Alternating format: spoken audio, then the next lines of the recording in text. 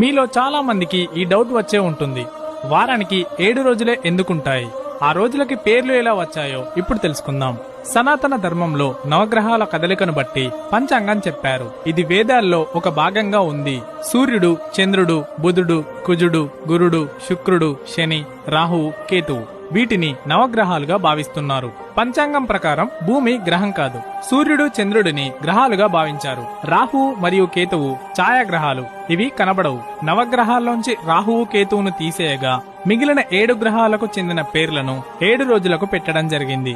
సూర్యుడి మరొక పేరైన ఆదిత్యుడి పేరుని ఆదివారానికి, చంద్రుడు మరొక పేరైన సోముడి పేరుని సోమవారానికి, అంగారకుడి మరొక పేరైన మంగళగ్రహం పేరుని మంగళవారానికి, బుధగ్రహం పేరుని బుధవారానికి, గురుగ్రహం పేరుని గురువారానికి, శుక్రగ్రహం పేరుని శుక్రవారానికి, శనిగ్రహం పేరుని శనివారానికి, ఇలా 7 గ్రహాల పేర్లను 7 రోజులకి పెట్టడం జరిగింది.